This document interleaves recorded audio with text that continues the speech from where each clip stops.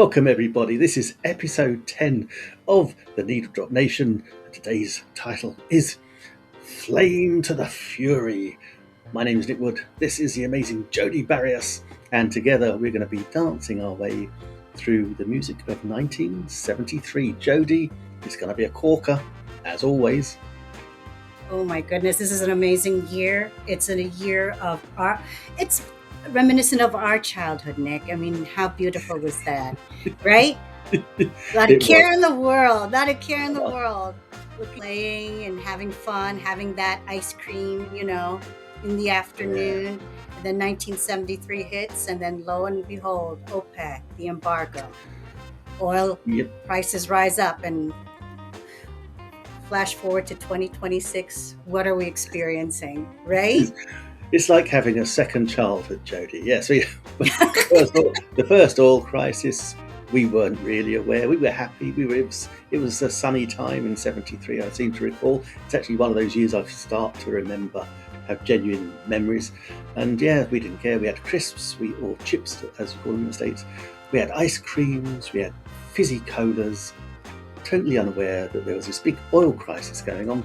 And in fact, in the UK, we had petrol, I know you call it gasoline. We had gasoline or petrol rationing. And so, yeah, it was very real. We've not got that far yet. Let's hope. I believe it will all turn out quite well again.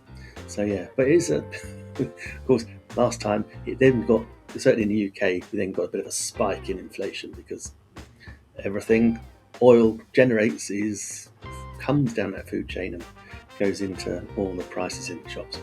Absolutely. We got that joy to come. So yes, it's our second childhood, Jody. Yes. There must be something nicer that happened in 1973. Well, I look at 1973 as a year of awakening. Finally, we're getting to see the U.S. troops going back home from Vietnam, in accord to the treaty that was written in 1972. So now the troops are finally going back home. Also, another significant thing about 1973 was Roe versus Wade. It provided the constitutional right to protect women to decide for an abortion.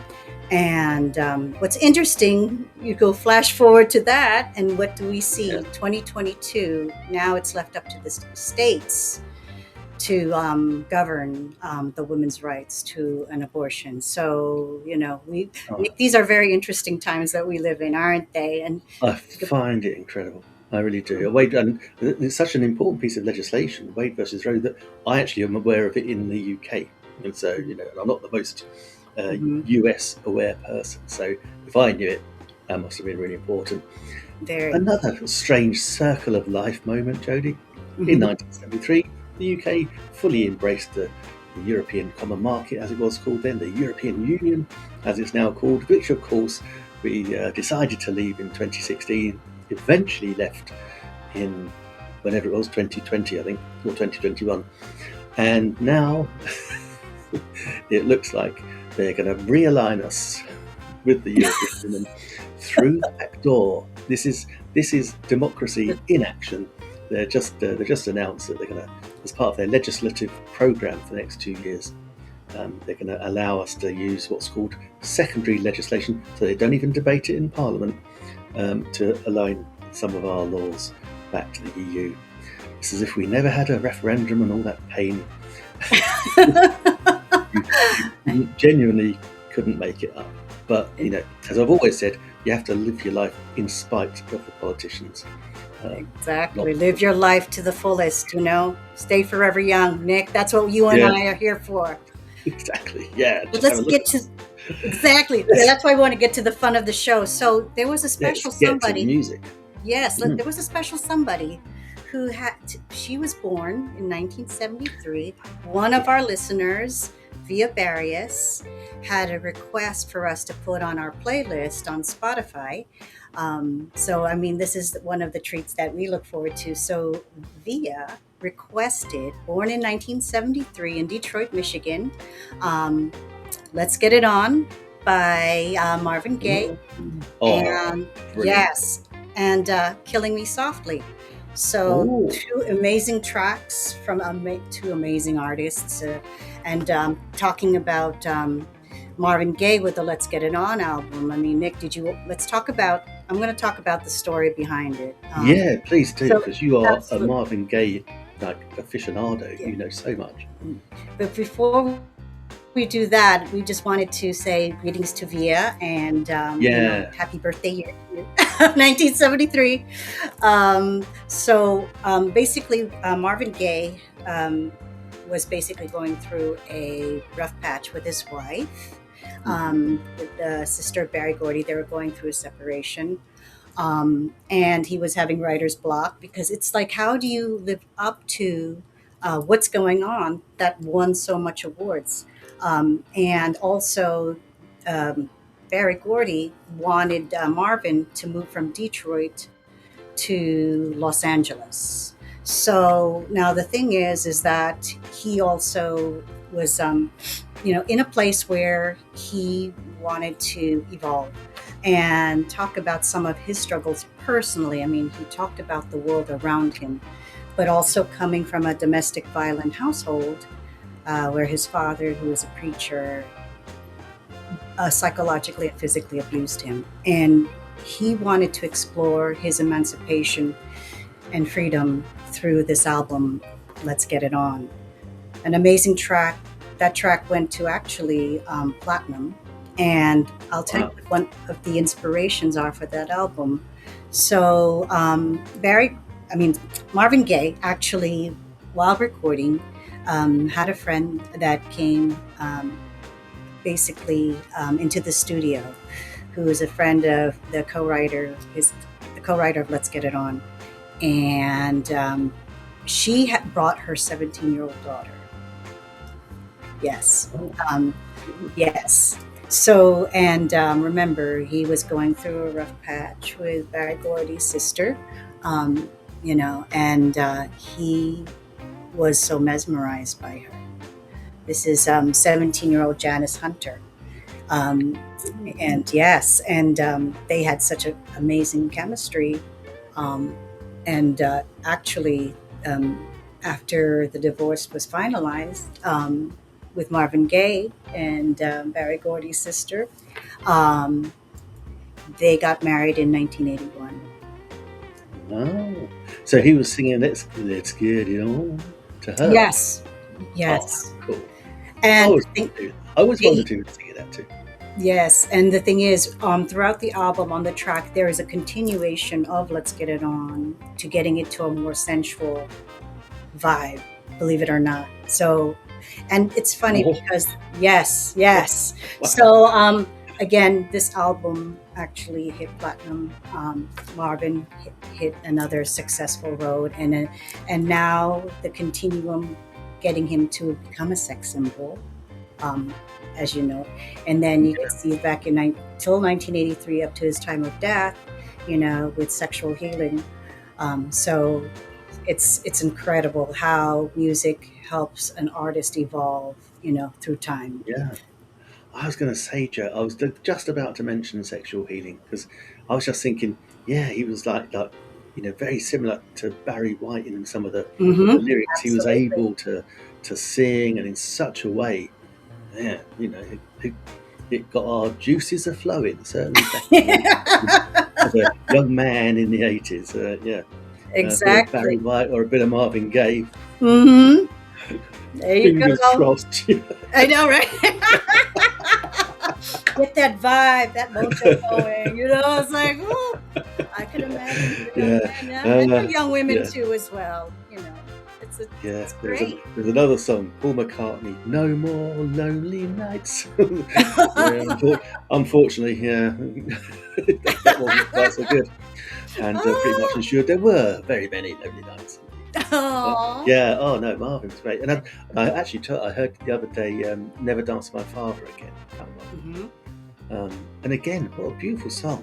It Uh, is, yes. Even though he had all that, that domestic violence, and Mhm. his father shot him in the end, didn't he? I think his father shot him. That is correct. Yes, his father, Yeah, and he was protecting his mom through that yeah. It's like domestic dispute. I know. amazing. And an What? incredible What? songwriter too. But then, Yeah. Nick, talk about the special album that brought this amazing songwriter, in full. Full view of Exactly. everybody. Yeah, Hmm. one of our British, one of our own, well, two of our own, because it was Bernie Taupin and Elton John, or Sir Elton John, as we have to call him these days. Yeah, and it was Goodbye Yellow Brick Road. It was a seminal album. It, Oh I wow. think I'm right. It was a double album. There's so many tunes. Double album. Double album. So many tunes on it. Benny and the Jets. There was Goodbye Yellow Brick Road, of course.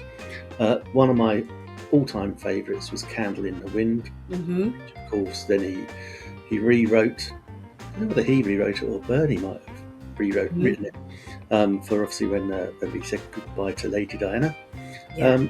It was just an incredible album, and like the real launch pad of then where it was going to go, and phenomenally good songs in it.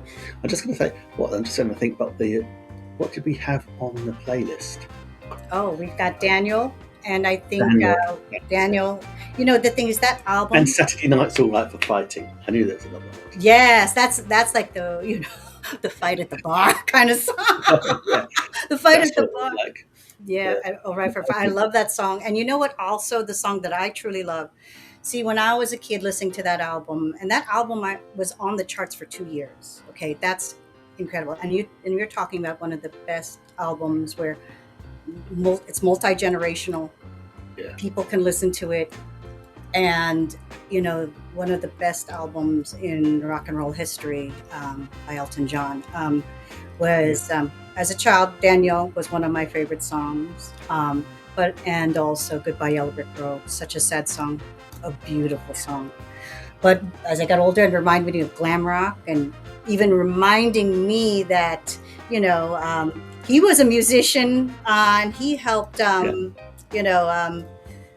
T-Rex. He performed with T-Rex. I think it was on a British television show when they did Get It On Live with Elton John. So Benny and the Jets, that song kind of gives me that element of glam rock. Yeah. Oh, and he was, and he really typified it in a couple of years later when, of course, he played the Pinball Wizard. Yes. And he used to wear the most outrageous costumes, outrageous clothes. Mm-hmm. And everyone has to have their little hook, I guess. But for someone so talented and such a brilliant pianist as well, I mean, it was incredible how he put all those songs together, those tunes, and of course the brilliant lyrics from Bernie was just it was a match made in heaven for sure. Absolutely. And now I have to say though, Jody, we're gonna have to go there because he is on the playlist, and I have been, since we had the pre-show chat. I have this man living in my head. I'm not ashamed to say, because I thought he was brilliant of his time. Until he blotted his copy, but we are of course talking about the amazing Gary Glitter. Oh yes, Mr. Glam Rock himself. Absolutely. He was indeed. It was like, oh my goodness! And now it's not the one. It's not the one we've got. It's the one we've got on the playlist. Mm-hmm. And then we've got the Rock and Roll Part 2. That was like, that reminds me of a precursor to punk rock.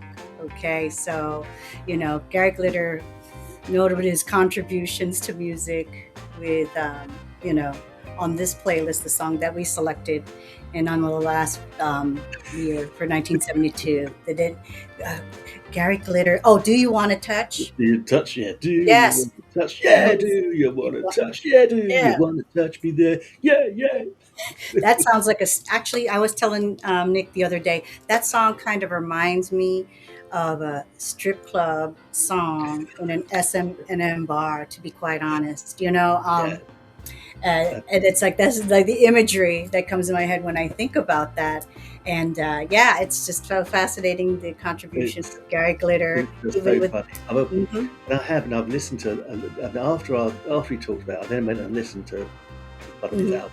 Did it on YouTube, and I have to say they are so easy to play on the bass guitar, because they're really pretty simple.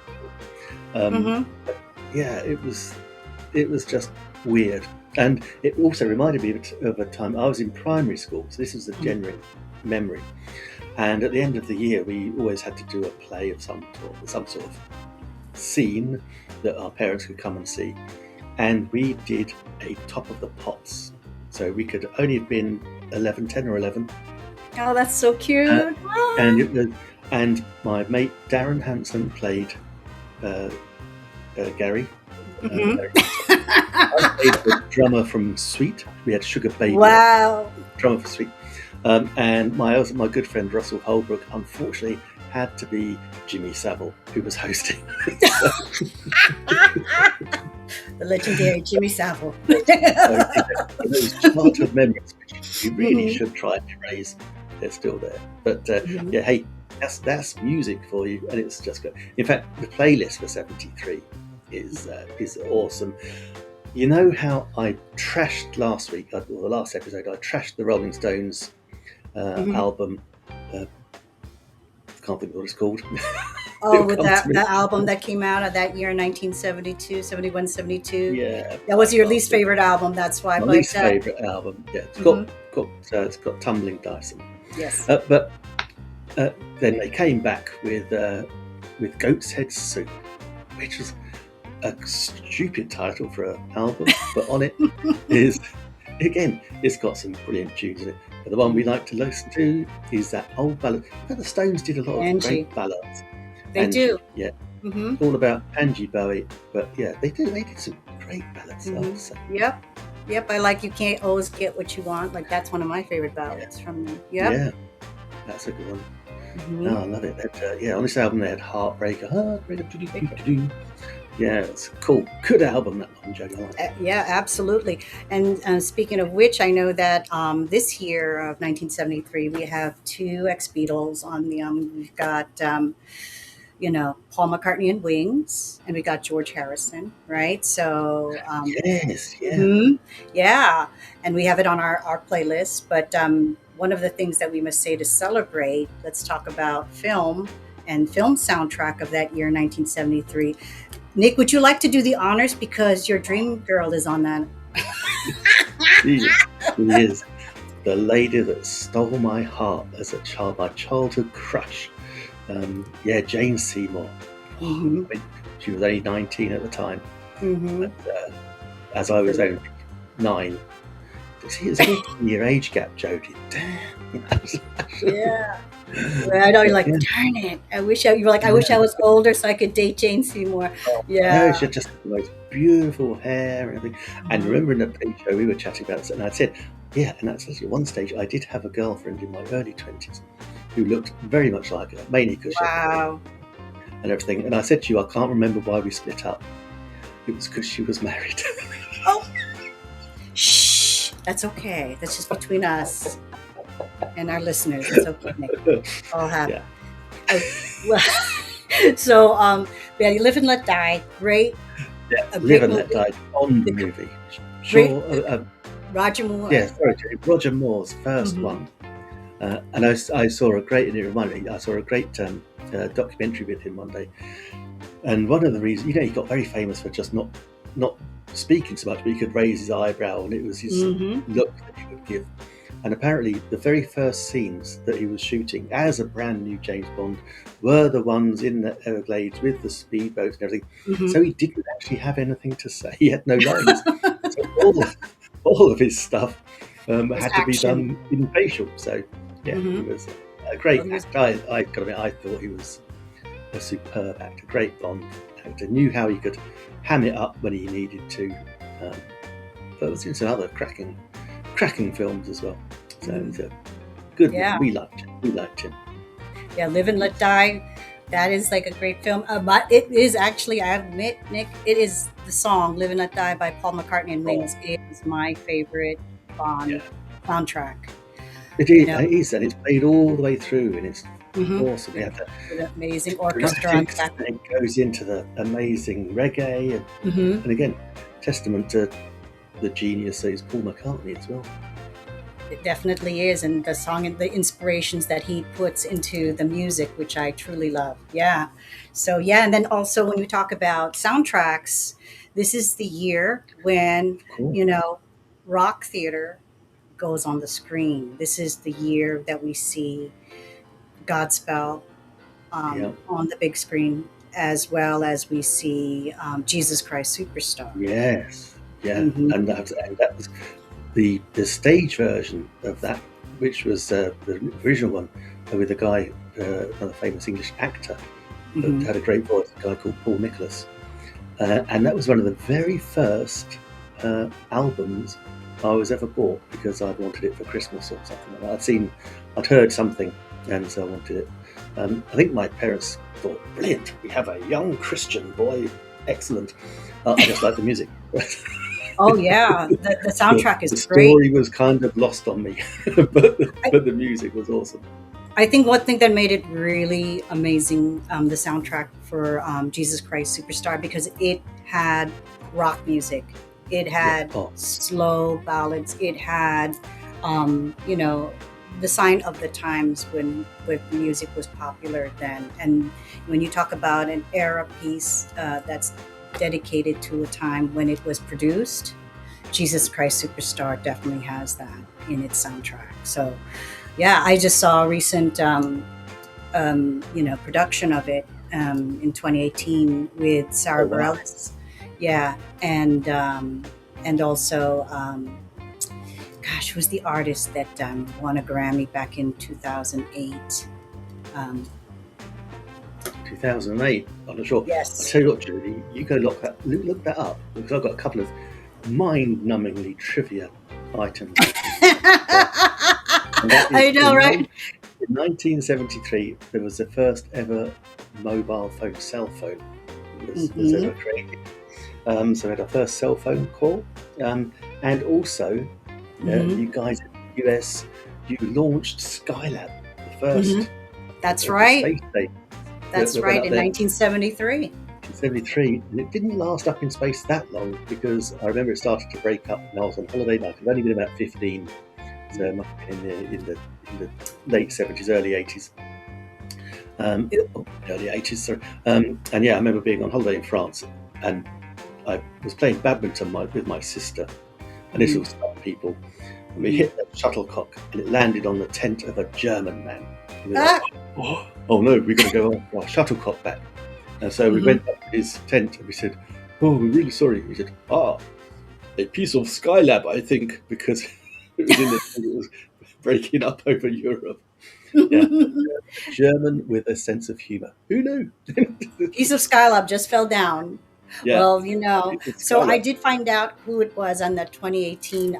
It was John Legend. And it's so funny. You know how Oh, wow, it was yeah. John Legend, Grammy Award winner John Legend. Sarah Bareilles did a 2018, 2017 version of Jesus Christ Superstar. And I could tell you, Helen Reddy did sing in the soundtrack for Jesus Christ Superstar, or she sang a version of I Don't Know How to Love Him. Oh, But beautiful song. beautiful song, yeah, and that's on our Spotify playlist. But if you also hear the Sarah Bareilles' version, it's also amazing. So when you get a chance, take the time to listen to it. But so Nick, 1974, next episode. What are we in Purring. for? Oh my gosh, we are in. 74. You're gonna have a Yes. beat. I think there's more. I think it's more David Bowie. There's more David Bowie, and also, well, let's talk. And you talk about glam rock. Let's talk about a band that changed the face of rock history. Queen. You see Oh, Queen? of course. Yes. Uh-huh. And then if you want to add theater, as well as the harmony and the sing-along, you're going to see ABBA too as well. So next episode in 1974 that we'll feature is going to be an amazing year. Yeah, What's early happening. Queen, early ABBA. Wow. Mhm. Yep. Wow. Also, actually, early ABBA, that's going to be Waterloo, isn't it? It's going to be there. Mhm. Waterloo. Oh. Yep. And Next Killer week, Queen. it could be a right old sing along. This is the thing, Jody, as we get further and further into 70s, and we're going to Mhm. get we're going to get music which is more and more just ingrained into us. How are we not going to sing along? Exactly. How are we not going to sing along, or have built the karaoke and hum a tune or something? We could, down the road, we can figure out some creativity that can capture our audience. So, Yeah. we'll see. We never know.